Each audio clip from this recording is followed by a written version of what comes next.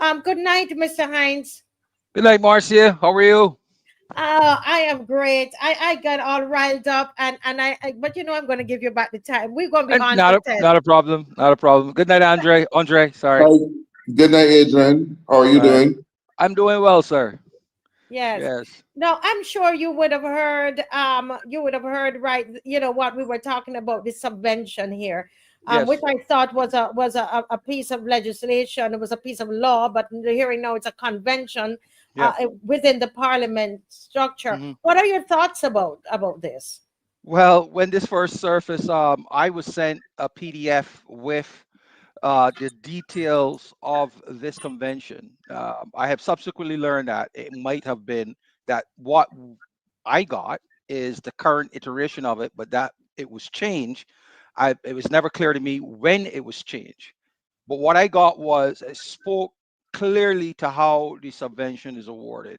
It had language specific to political parties contesting elections, which would not, which would, in the case of Thorn, not qualify. But there was some issue with regards to whether that was the actual document when I first presented it, and there was Mm, some suggestion that it might have changed or might have been changed under the Motley administration. I don't know, but currently, what as it stands right now, it clearly states the political party must have contested an election, right? mm-hmm. But But go ahead. the Democratic Labour Party contested every single general election in Barbados from the time the party was formed, and Right. in all cases carrying candidates in every constituency. I'm not doing justice to it. I was trying to find it. I have it somewhere. Mm. It Mm-hmm. was much more detailed than that, which give light to the possibility that it was re-engineered specific to the events of these 230 loves, which meant that and I think it had to do with not only contesting the party but having seats in parliament as a result of that election, which would rule out the Democratic Labour Mm. Party. That's And what the But document even showed. even if that is the case, hmm but you are purporting that you support democracy and you Right. recognize the importance of political parties, because it is something that can be changed with Of course. political will. Of course. No, I was just only going over what the document is, and I was getting to that because I did state this in one of my nights on here that Mm. exactly what you're saying, exactly what Marcia said that if she's and she should be as the prime minister and leader of the country, she should be. She's the primary guardian of our democracy, and Mhm. she should understand that Westminster calls for a leader on opposition, and as a result, then the subvention, the language of that document, that parliamentary procedural document, should have been changed to allow the Democratic Labour Party to get the subvention. And I drew reference to this is not even a constitutional change, which she has done to give two people jobs, right? Correct. Yeah, Mhm. so this was an easy thing if her heart was in the right place. But we Correct. always knew that the 30 loves, and I always say this all the time, to my in my mind, those 230 loves were more engineered than actual factual results. But I can't prove it, and I would only say that. But it was necessary for her to have ultimate control in terms of all the seats in parliament for she to do what she's currently doing because she could not um, uh, she didn't care for any type of opposition to her, right? And so, yeah, to be seen as encouraging opposition by giving them a subvention is something that she would not do. So it is likely, yes, that they changed the language to continue to withhold that $150,000 from Arthur Atherley, I know from Thorne, because they don't want in any way to support objection and opposition to what they're doing. Yeah, Mhm. as Davis put up there that she did say, gentlemen, that Barbados does not need an opposition. We have that clip somewhere. I know somebody Yeah. can send it, and she is displaying that. And as you said, I mean, there were two senators who were one was Canadian, and I think one was another. from another country, and Yeah, she yeah. changed. They France, from changed France. from France, and she changed the laws. The She changed the Constitution, constitution, not a not law, the Correct. law, a the constitution, constitution right?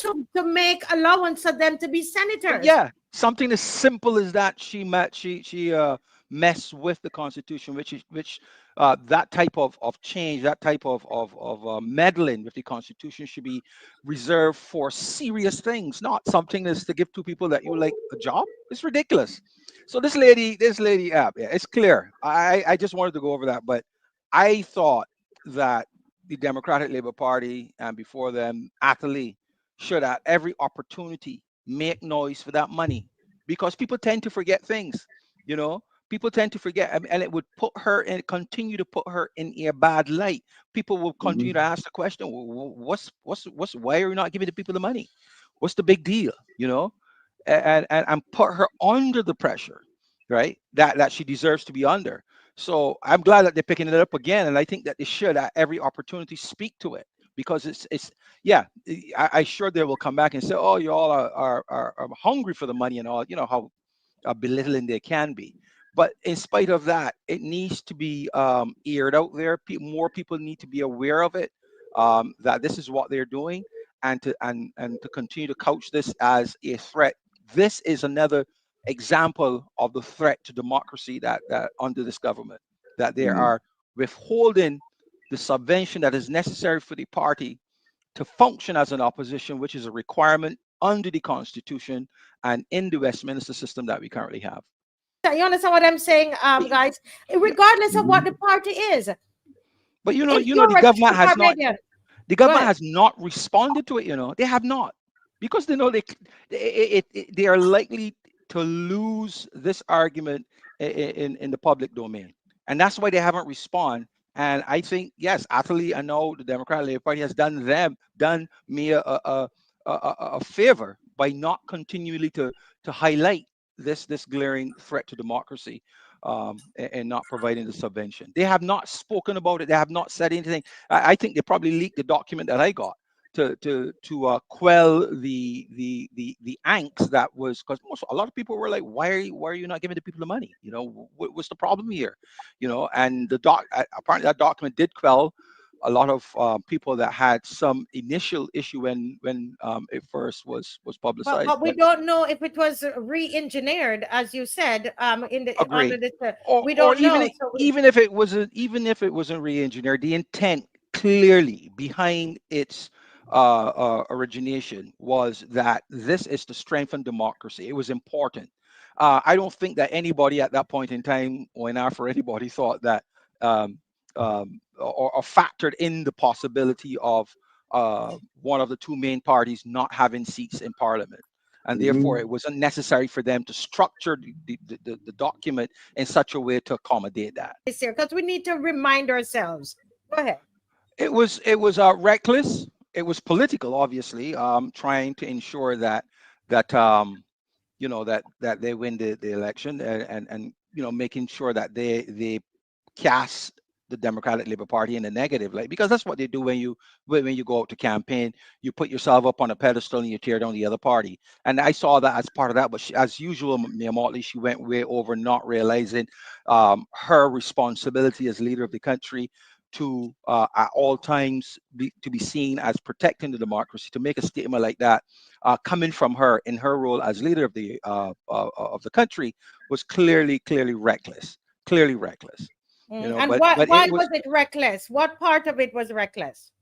because we are a democracy, and that's part of her role, to serve and protect, ensure that the Constitution is um is secure, is doing its job in terms of building out the our democracy, protecting it, strengthening all that good thing. And there's a fine line between Westminster leadership and what can be considered authoritarian or despotic leadership. So when you have hold an office such as the prime minister in a Westminster system, which has awesome amount of powers, for you to make statements like that, right? It is reckless. It portends uh, uh, a thinking that could be seen as an affront to democracy. Yeah, yeah. And Most definitely. And opposition, Adrian, go ahead, Mr. Worrell. and opposition is part of a democracy. Yes, yes, Ah, say that again. yes, Say that again. Come to the front of the class. Say that again, yeah, President. Right, and opposition is part of a democracy. You can't have a democracy without an opposition, yeah. and because there are three political positions which are recognized in the Constitution: the Prime Minister, the Attorney Attorney General, and General. the Leader of the Opposition. Yeah, So you it's a can't. constitutional office that every Correct. constituted parliament must have. It didn't say Mhm. that if we have a leader of the opposition, it says there shall be a leader of the opposition. So that's why I even said that parliament should never have been constituted without a leader of the A opposition. leader of the And opposition. yeah, and it's so difficult, it's so ridiculous that somebody had to resign from a party in a contentious way to become the leader of the opposition. There should be room within the constitution, knowing that this is a possibility, to ensure that there's always. Singapore has done that. Singapore, I keep talking about this. Singapore has made sure that, in spite of an election result, that there is always going to be a leader of the opposition. And we, again, political will, as Andrea says, these are things that can be done. Parliament Right. was operating outside of the Constitution? Yes. And there was one lawyer that raised it, and then he backed away from it. I don't know if somebody had a conversation with him or not, but it's a clear reading of the Constitution. There No shall man, be a no leader of man. the Wait, opposition. you educating me tonight. So take it slow because there are others out there like myself. So talk to me. Yeah, what was the lawyer's name? I think his last name was a Patterson. He styled himself as a constitutional lawyer of sorts. Mm-hmm. Mhm. And the title isn't necessary. It's clear. Any layman person reading that portion of the Constitution and just googling what the word "shall" means in law could come to the same conclusion that I've done and that has as well. That "shall" is very definitive. It's not. Pause there, Dave. Can you find the Yeah. Constitution and put that up? Tell me when you have to go, Andre, because this is very interesting. This is very interesting. I need to ask Mr. Thorne about that. You need So to explain that. But go ahead, Adrian. yeah, so that when this lawyer walked away, because he wrote an article about, I have all this stuff, and it comes up every now and then, and it's difficult to prove because I have to go find the document to demonstrate that I am not, speaking out of turn or out of some wild ideas in my head. But he started down this path that that parliament should not have been constituted without a leader of the opposition, and Of then the eventually opposition. he walked away from it, but he was on the right path. I guess he figured that somebody spoke to him and says, if you do that, you're going to cause a lot of problems for the structure of the country, and et cetera, et cetera, et cetera. And he probably didn't want to be um, bagged with that type of responsibility. He probably walked away from it, and then it kind of died down because after a little while, Affley came in and decided he was going to fake being anti-Mia and walk away from it and form his own party and get the leader of the opposition. A messy way to deal with the No, constitution of the but parliament. Yep. and That that that is what is done. Yeah. Mhm. that's what I said from the onset of the your show, that this would be a fantastic space, non-partisan space for Barbadians to regain their political confidence and maturity, right? Because oftentimes everything is led by an opposition party with regards to people speaking out about their social and economic angst. And when an opposition party becomes the government, then they forget about it and the people are left to fend for themselves. And I always have said that the ultimate opposition in any democracy, particularly in the Barbados democracy, is the people. And we have not been afforded in our system an official space to be part of our democracy, and that this could be that opportunity to grow that and to give people that area that they can do that. So I was always of that opinion that as much as possible that this should not, your show should not be seen as or easily seen as a wing of a political party. They can do their thing on their own. That's how I've seen it. So if that's what she was doing when it was not ad, advisable to do so, then yeah, sad. That's And what and, she and did, and I can yeah, tell you, I could you testify to that because I tried to, I instead of attacking her, I tried to put her, let her fall in line at least with yeah. everybody. But yeah, but sorry, I cut you Yeah, off. yeah, and you remember when Caswell and others were saying that they may see the Democratic Labor Party coming to the marches. I was saying no, they shouldn't. This is for the people. Let the people do what they have to do, independent of a political party. Because the last time we saw Barbadians come out, it was led by the BLP, right? And when the BLP gained power, they forget about the people, right? Hmm. So if you do it on your own, then you can stand on your own. If a BLP or DLP in government is not doing right by you, you know what you need to do. Doesn't do that. Yeah. Yeah, you have to do the work. If my assumption is, don't know a whole lot, but if she was the candidate that the people want, I am sure by now we would have heard people in the constituency, and particularly from the DLP constituency branch, coming out in her defense. But we're not hearing that. We're only hearing her. Hmm. So there might be something there in terms of they're truly not wanting her. And thank you so much for calling, caller. You're welcome. Have a good Yeah. night. Yes, Well, yes. that is what I've known over the years when I used to live in Barbados. That yeah, everything is we are vibrant and ready to serve the people during the silly season. Once the silly season is over, you don't see these people, and you hear them all the time. You go to a church service. I went to a church service at the St. Thomas Parish Church, and I heard the then member of parliament, who I supported, but he said that he was lamenting not being able to get back into the constituency is more often because of his ministerial duties. That is not right. I heard Motley said the same thing when they were celebrating her 30 years as the parliamentary representative for St. Michael North East or wherever she does. She said the same thing. She wished there was more time in a day and all that good stuff because she, would spend more time with the constituency. That's not good enough. And I heard one of the BLP parliamentarians from St. Philip talking about not being able to attend to something with the constituency because he had ministerial responsibilities to take care of. I don't like to hear that. And I wish Barbadians will not accept that from politicians, from parliamentarians. Don't accept it. Your local needs are equally as important as those national needs that they are dealing with through their ministerial portfolios. Don't buy into that, because once you buy into that, then you're going to allow people like Mr. Kevin Greenwich to come and spew a whole bunch of macroeconomic statistics at you to tell you that the economy is doing fantastic, and you're wondering, which economy? This one that ain't in Barbados, because I'm not seeing it, right? And trying to mask uh, this disjointed actions at the microeconomic level by spewing all this macro stuff, right?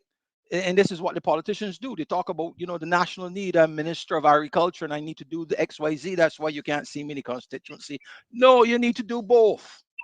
You need to do both. So yes, I am not surprised to hear that.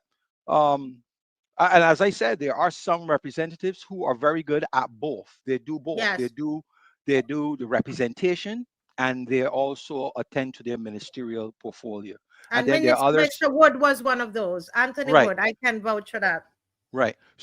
And those are the people that understand that at the end of the day, the core to who I am as a minister is as a result of my being a representative. So I got to do that. I can't use an excuse not to do it. So when she gave that contrast between St. James North BLP constituency branch being closed, that's an indictment in my view of the last representative, Mr. Hinkman.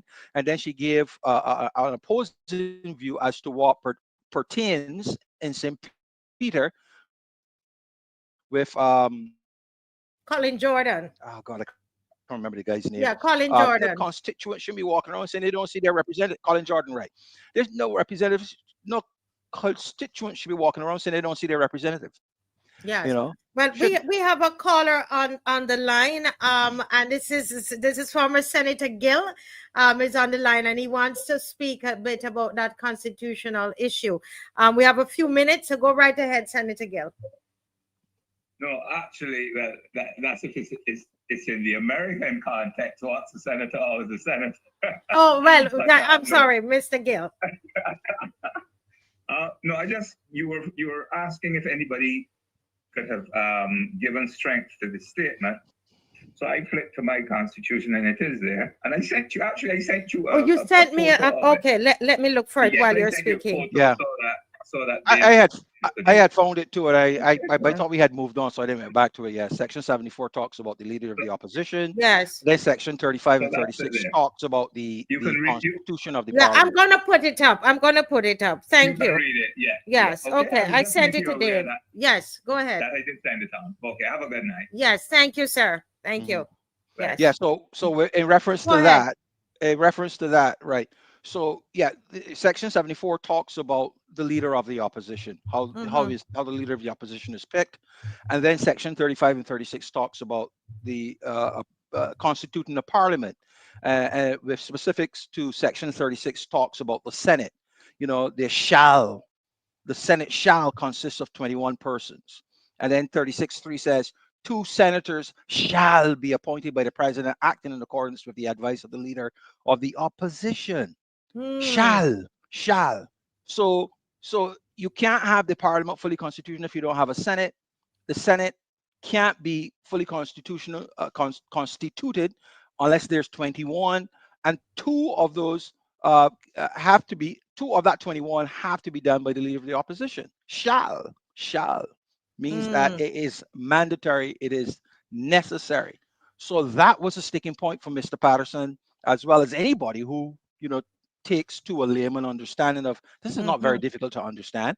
So to do that and not address it meant that it was not properly constituted. The parliament without a leader of the opposition was not properly constituted. Yeah. It was as simple as that, and that would have been easily fixed by, and I think they might have, by changing or adding to the constitution, because that part of it required a 2/3 majority to make the change. She had that. She had all 30 seats. They could the same 30 seats, 2/3 majority that she used to amend the constitution to allow Barbadians returning home, and not being home for more than 3 months, I believe, or 3 years, or whatever it was, that Kay McConney and Rodden Adams, who weren't back in Barbados past the required time in order to sit in the parliament. She changed it to allow for them to be. So this could have been changed to bring, either to ensure that there is a leader of the opposition somewhere or somehow, or to change the constitution to ensure that without the leader of the opposition, the president can select. And I think that's what they did, but I don't know if they made the actual change to the constitution to authorize the president to do that. So it was like most things that they've done with the constitution was done sloppily, and wasn't, they did not afford. May I just stop you just break you there, Dave? If you could just check your WhatsApp, we've put in there the document, and I think he's probably working on it to turn it around because I like for them to see. But continue, sir. Continue, Mr. Hinds. I'm saying that she's they've done a lot of things very sloppily with the constitution, and did not afford the importance or project to the public the importance of the change to the constitution. It was just done as and it's a very it's very dangerous to make these changes in the way that she did to the constitution, because you want people to have a certain level of reverence to that document. But if you're going to be dipping into it and making changes willy-nilly and not even informing people as to what you're doing, then people, it's just a piece of paper, and if people don't believe in the constitution, then you really don't have a democracy after that. You're opening up, like with crime, making this big speech, making people think that that what's going on in terms of crime is the responsibility of parents, which is ridiculous, right? You're telling you're telegraphing to people that, hey, the government can't fix it, so maybe I should arm myself. You heard that said, right? That somebody is going to pick up arms and try to protect themselves, and that's leading the country down to anarchy. Because if I start to protect myself, when society says let us protect you, that's what the police is there for, to protect and serve. But now every person thinks that it is their interest to self-protect, then we can have a whole bunch of uncivil activity occurring. So it, this government is extremely dangerous. I say this, and for her to get up in an election and make that statement about the government can't do it. Well, if you can't do it, then you need to go. It's just wrong, But yeah, not stretching out that. Yes, Yeah. the Senate um, and the word "shall" in the Constitution and how it's constituted was not done properly in 2022. Yeah. So 74. Yeah. yeah, although someone is here saying that is this Donnie Calendar, if you could read the comment there while I read what's on the screen. 74 said there shall be a leader of the opposition who shall be appointed by the Governor General by instrument under the public seal. Mm-hmm. Whenever that's it, right? Whenever the Governor General has occasion to appoint a leader of the opposition, he shall appoint the member of the House of Assembly who, in his judgment, is best able, to command the support of a majority of those members who do not support the government, or if there's no such person, the member of that House who, in his judgment, commands the support of the largest single group of such members who are prepared to support one leader. Right. So in the case of one person being and no other, that person reposed loyalty in themselves and went forward to the Governor General, President, to say, I no longer support the government. I sit on the other side, and that automatically means that that person becomes the leader of the opposition. I don't know what Donnie Callan is saying by this collection of words that they have, that they disagree. There are doctrines. What doctrines? And what do these doctrines say that guides the interpretation? Barbados is a sovereign country. And whatever these doctrines are, if they are not within, and not only that, the Constitution is the supreme law of Barbados. So there can't be any doctrines that outside of the Constitution that guides the interpretation of our supreme law. No, the only body who can guide the interpretation of the supreme law is the Supreme Court. If there is some misunderstanding, then you go to court, and the Supreme Court will tell us what is the interpretation of any section of our supreme law. I don't know what these doctrines and guides and interpretations of constitutions that can be applied to our constitution. I don't agree with that set of words that Donnie just put up. Sorry. Yeah. And somebody is okay. Yes, I agree. But I mean, you know why, Mr. I'm forgetting names tonight, but we have a gentleman who would normally come on and he would bring all the maps. And so he was speaking to me about this, but I wasn't following him. Oh, John Knox. John Knox. Yep. He was talking to me about this. Why I wasn't following what he was saying. He did say it. Yeah. I mean, it doesn't take rocket science to understand what this means. It doesn't. It doesn't take. So. Yeah. But somebody's saying that Mr. Patterson lost the case, and he was supposed to go on with it. He was supposed to appeal. I don't know. I don't know that he went to court. I know there was a gentleman that went to court for something to do with the holding of the 2022 elections. Yes, and they that's lost. Philip. But I don't. Yeah. But Pedro obviously knows something I don't. That Patterson went to the Supreme Court and lost, which would not be a shocker to me, as I've said many times, that the way this particular prime minister is using the awesome powers of the prime minister's office is that she has ensured that the tentacles, the power tentacles of the prime minister's office goes and flows throughout government, right? So they will make official statements, but in the background, things are happening that we don't see. Like, and Motley does this all the time. She comes out and says that she received a letter, making it sound all official. She received a letter from the president stating that there shall be a by-election in Barbados. Now, the average person hearing that would tend to think that she had nothing to do with the fact that there is a by-election in It St. was James North, that it it was was the called by the president. president. It was called Yeah, by the yeah. president. All of convoluted language when we all know that the awesome powers of her. She's exercising the awesome powers, and then telling the president to say this, and then referring to the public and saying to the public, "Oh, I received a letter." Yeah, you received a letter because the structure of government says that the public seal, that when you make these decisions, there should be the public seal should be affixed to them, and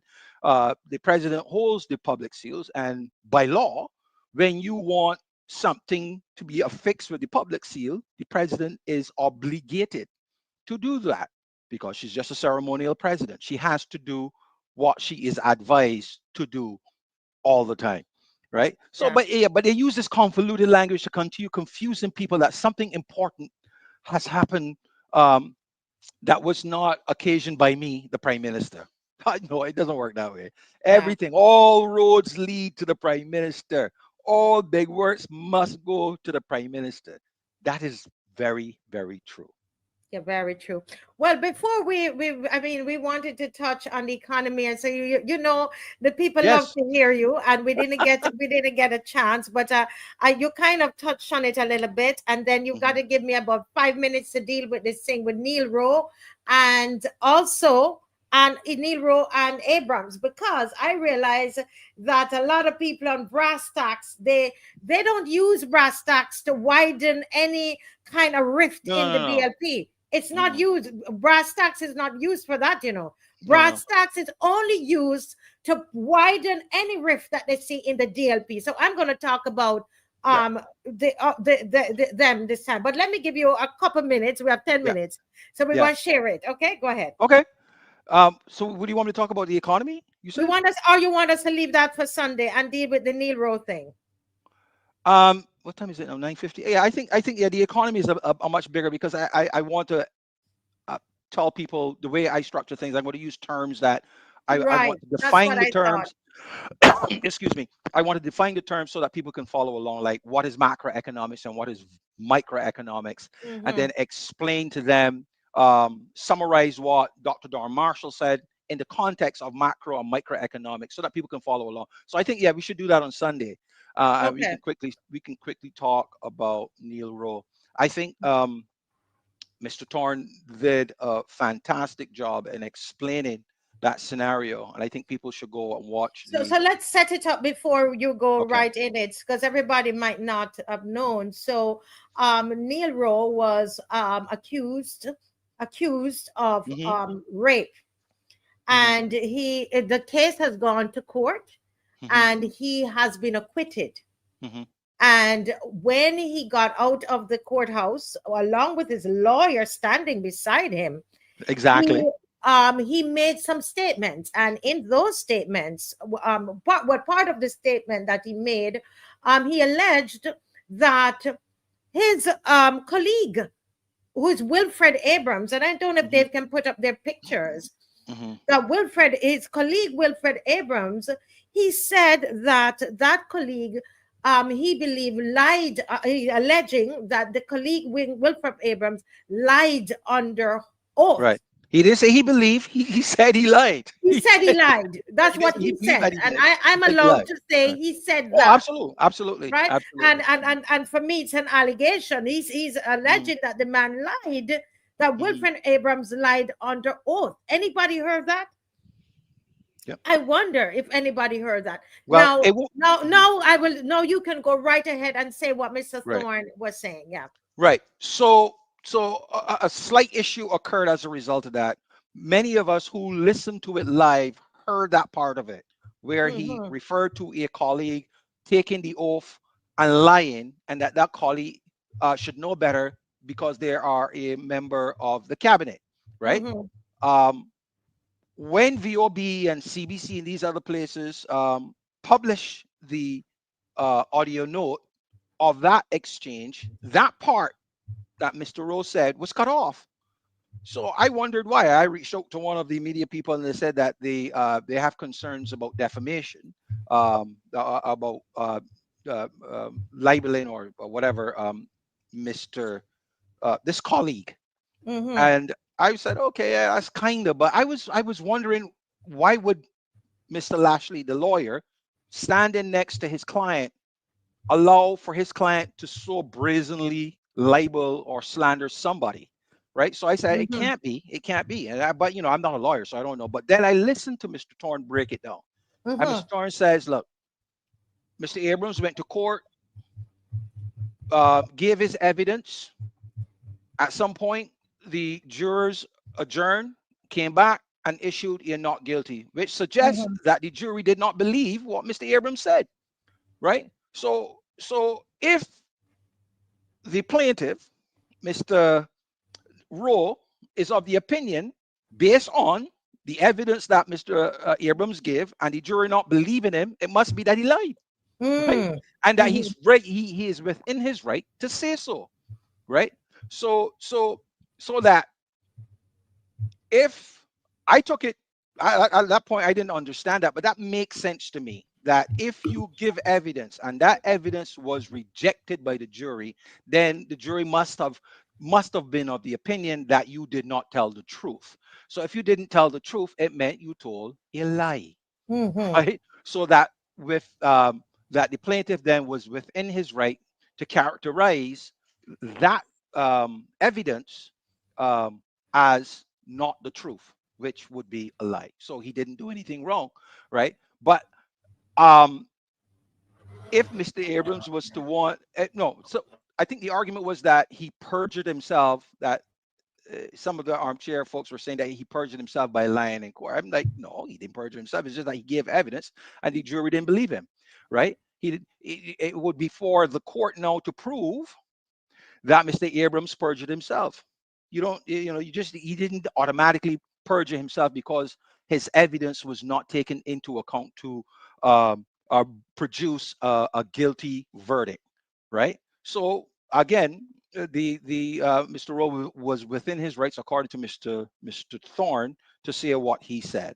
And so, with regards to how the Barbadian defamation laws are written, where a third party person repeating something that is not true can they themselves be held to account, is the reason that VOB and CBC are suggesting as the reason why they cut that part of it out, right?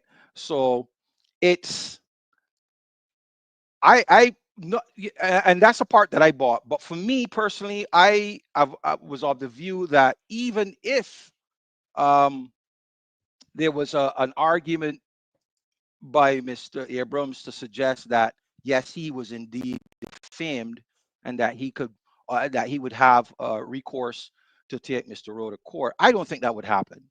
That would be a very nasty fight, and for a political party that is accusing another party of disunity, that would clearly You be know, it's not that yeah, he can't do it, but it's yeah, not that he can't do it. It's that you yeah. think he might not do it. Yeah, I don't think so. I think Motley and the other leadership of the party would say, no, not under our watch. We're not going to do this, and cause the name of our party to be sullied, because we have an argument against the Democratic Labour Party as a disunited party, and here it is now you fighting in court.